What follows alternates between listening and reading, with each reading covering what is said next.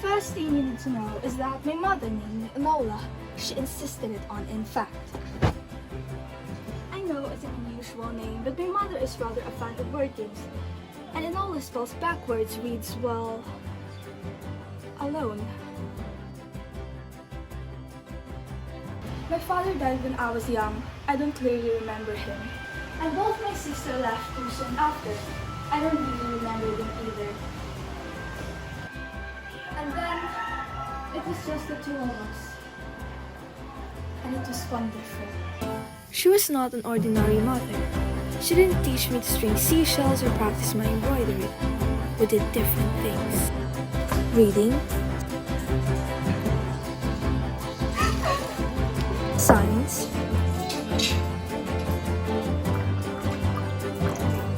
all sorts of exercise, both physical and mental.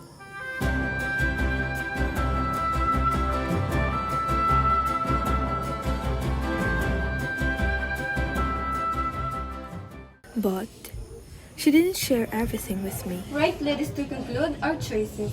The bank might meet, entangled herb, and husband. Are we all agreed? Yes.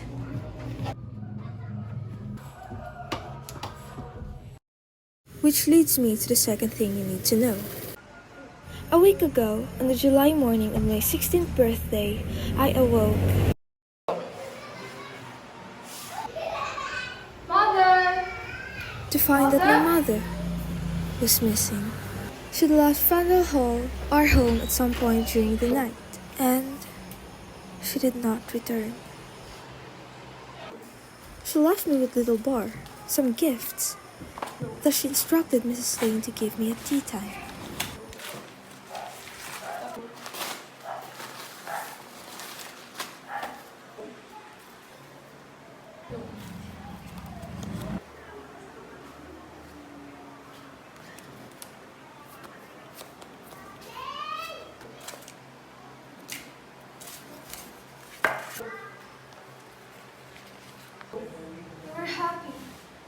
We were happy, weren't we, Mrs. Lane? Shouldn't you give me these presents yourself? The third thing you need to know is that I'm on my way to collect my sisters, Mycroft and Sherlock, which spells backwards namely 𝓲𝓻𝓵𝓪 and 𝓗𝓸𝓵𝓵. Perhaps one shouldn't read too much to the alone idea. Sherlock Holmes, my genius sister. She will have all the answers.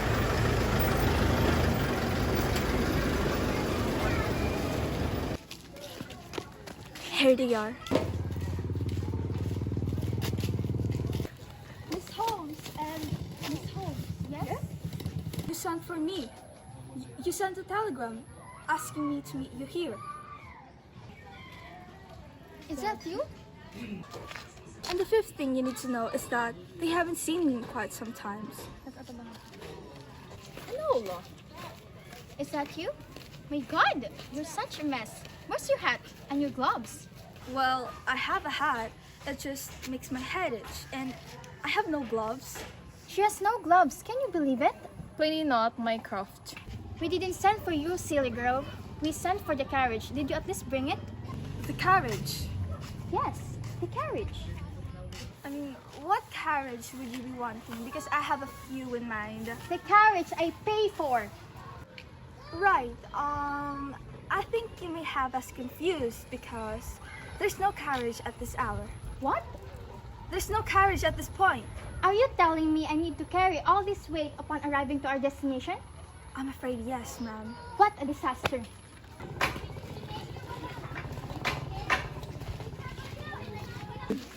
Have we arrived yet?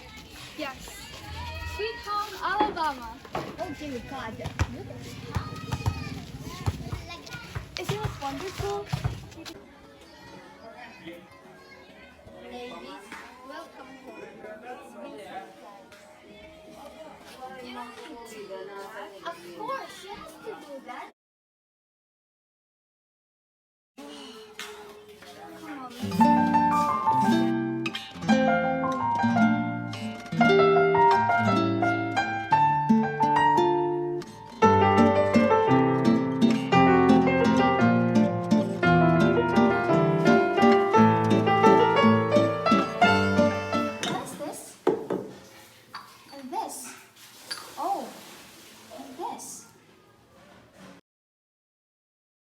say this is going quite well.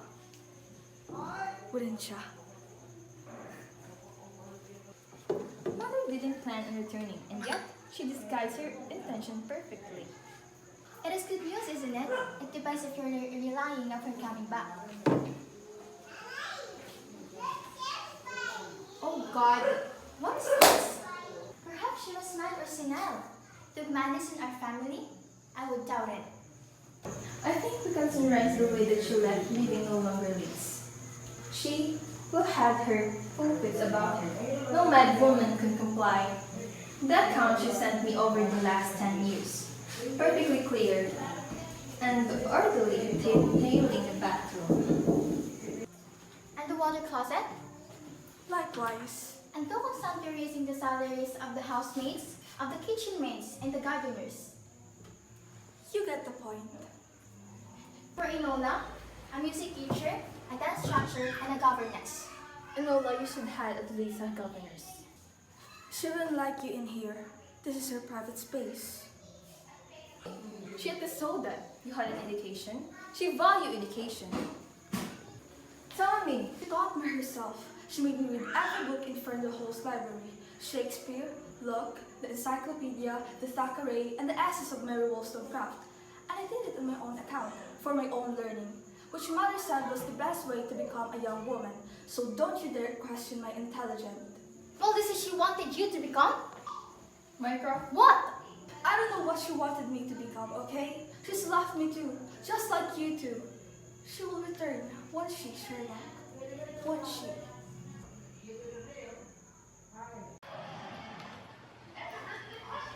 So, return.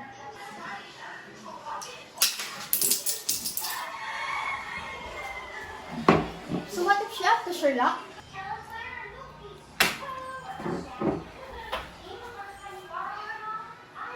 She was too old to marry. She has no ambition and passion I was aware of. And I give it. I deserve to be robbed. I am not the failing here. Perhaps she needed the money, Mycroft. You clearly don't. Or has the government cut your salary again? You have two problems as I see it. One is finding a boarding school that willing to take Enola, that she won't be a failure in this world. And two, finding mother. The first problem is mine, and the second is yours. In mother's absence, it is my ward, not yours. A wild, dangerous woman brought up a wild child. With Mrs. Harrison's help, we will make her acceptable for society. She's inside, though I must warn you, she is unbroken. Let's see about that. Stand tall, girl. That's better. Waist 24 inches and the chest 33 inches. Well, that's too small. It's 35 inches. Oh, how disappointing. We will have to use an amplifier. Hips are simply functional legs, aren't they? What would have they of amplification? 𝓔𝓷𝓵𝓪. I enjoy that. Well, not impression. They will free. They will allow you to fit into society, to take part in its numerous pleasure, to catch an eye, to attract. At my finishing school, you will learn how to be a young lady and you will make many new friends. I don't need new friends. I have my own company. And I don't need to go to your ridiculous school!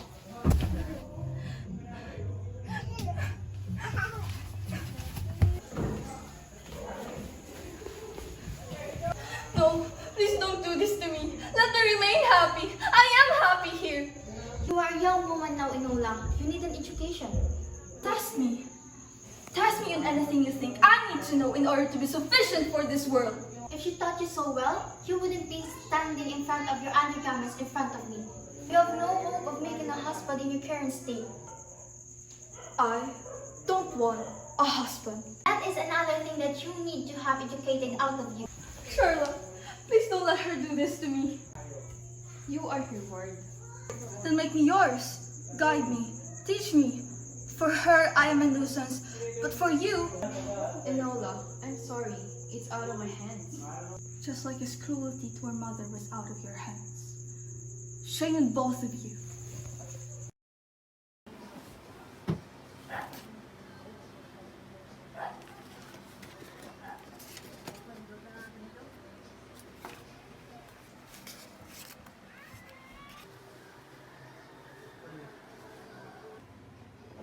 one way of doing things. Alone. That's my name.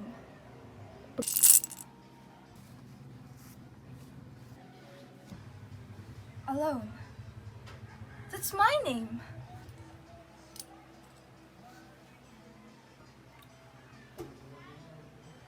Try it backwards.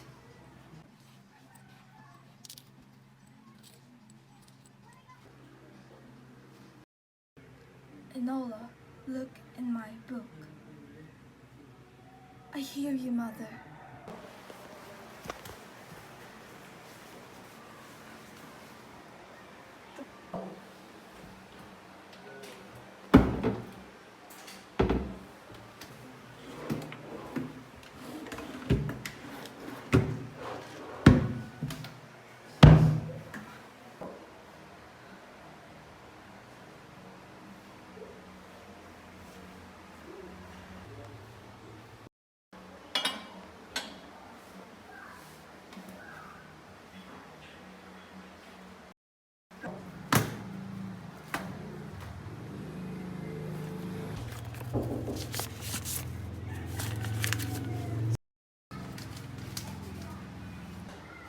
Money.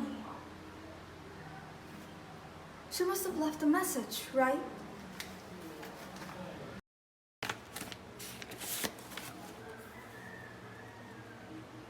Chrysanthemum, our future is up to us.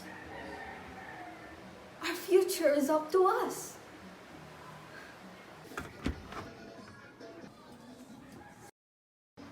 Mother was able to vanish with 𝓔𝓸𝓵𝓵.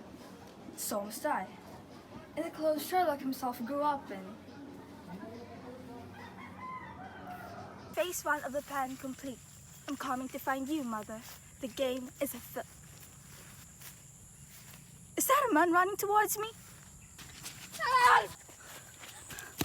Please help me. There's this man. What's happening?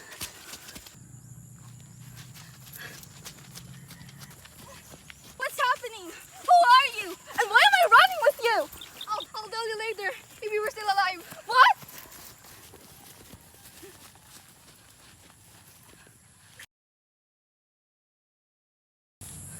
I think we lost him. I think you owe me an explanation. Yeah, right. 𝓔𝓷𝓵𝓪, the Margaret of basalt weather. You're a nincompoop. I'll have you know, I just escaped daring execution. Yeah, I can clearly see that. But the main question is why? I'm certain sure that they haven't anything done except kindness. I see. You're the Marquess. So technically, you're the one who's getting the throne, right? Yes.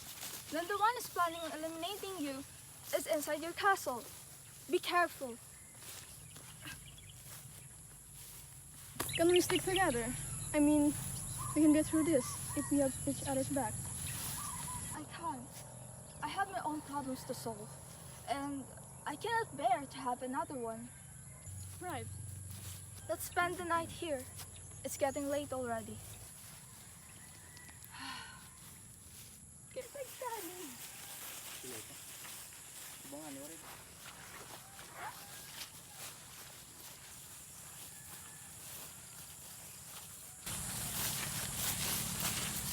Oh, so that's where we part.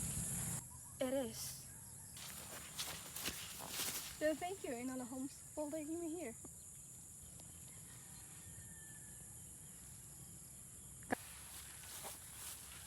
You were supposed to have forgotten that name. Then we'll have to find another. He'll be fine.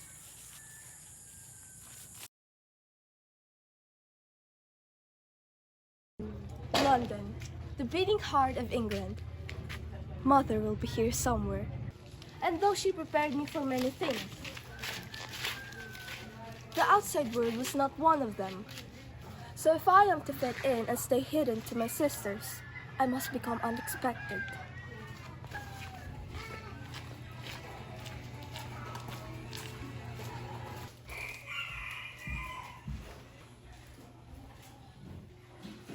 And what does a girl like you want with those?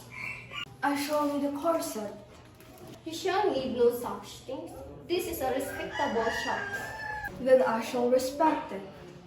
You don't look like you are. You don't smell like you are. And I? Do you know anywhere where I can dress? In the park.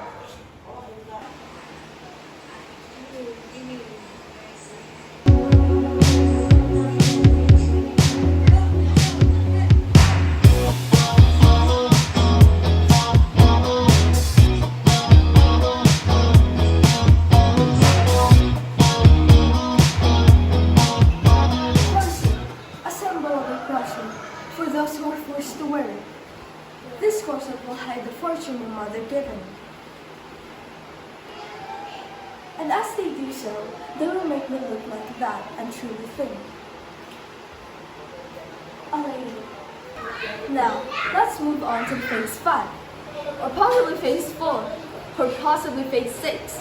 I've entirely lost the count. But it is now time to find your mother.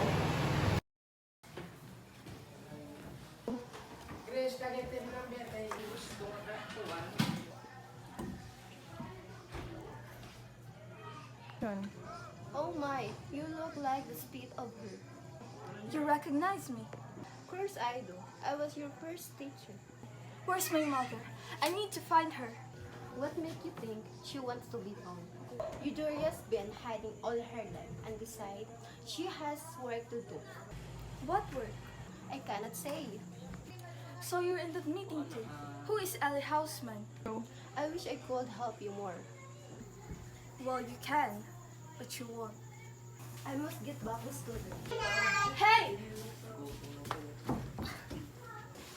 If you want to stay in London, Vito.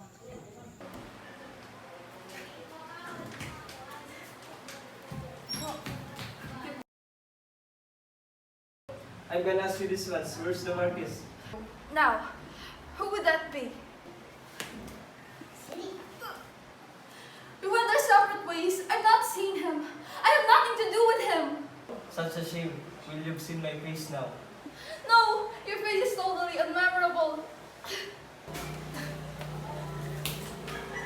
The truth is, I did not ask for Viscount 𝓔𝓷𝓵𝓪 in my life.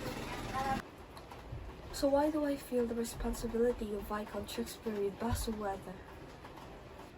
Because there are those who want to hurt him, and he has not the strength to stop them. And I do have the strength. Mother would have me leave him. He is foolish and proud and utterly ridiculous. But he's on the edge of a cliff. Mother, you will have to wait.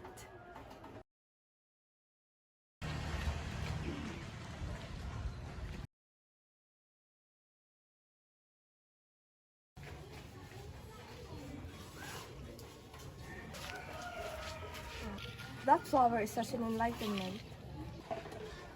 Indeed, madam. Enola, you came back. What reason we can be? We all know that your life's in danger, and I'm here to serve as your protection, I guess. I'm glad you didn't send to a boarding school. As if you will find me, even my shadows lurking in that ridiculous school.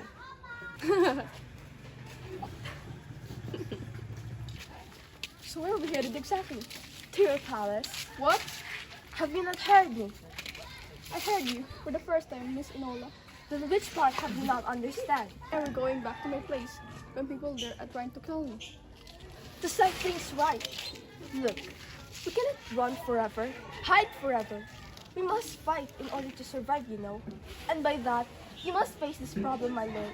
We shall go to your palace, whether you like it or not. Wait, before we go there, let's have fun together. And what do you mean by that? You know, things might be going this, but at least I spend the last time with you, Enola. Fine, but where? I know a place.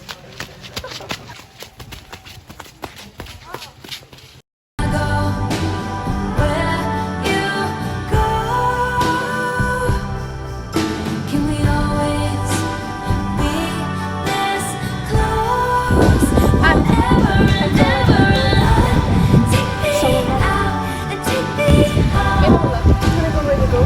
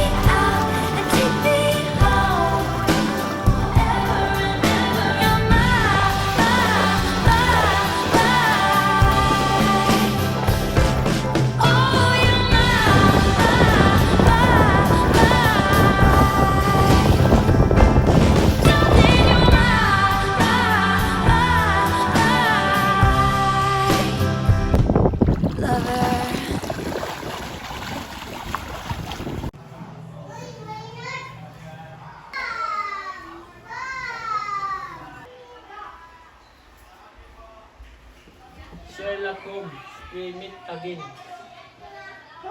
Please take a seat. You've been building quite a reputation for yourself despite the best effect to avoid the press.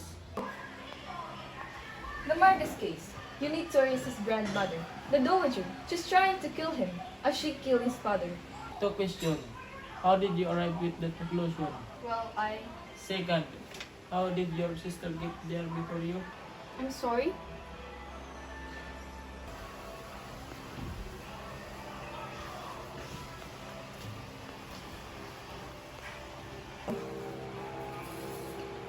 Yes.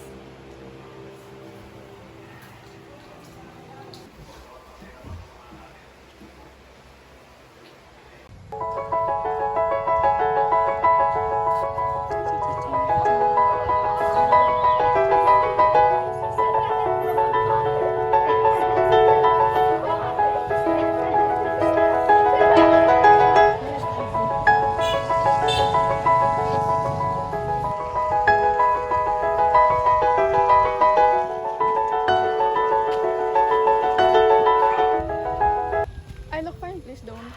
I'm trying to have one's respect. It's quite the style, you know. Yes, I suppose it suits your face off nicely. Your father would be very proud of you.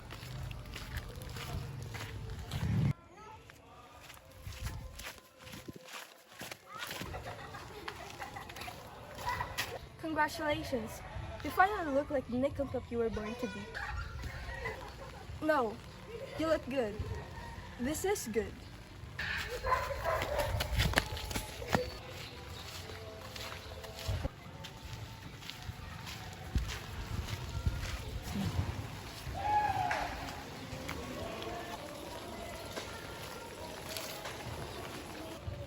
The vote is in an hour. It's quite a thing. Am I not supposed to bow or anything? Am I? Well, are you obey? You had to bow. Just not to. So, are you safe? Are you comfortable? You're not still living in that terrible lodging house, are you? No, I used the reward money your mother gave me Which you reluctantly took. and found somewhere new. Well, mother said that there's always a room for you with us.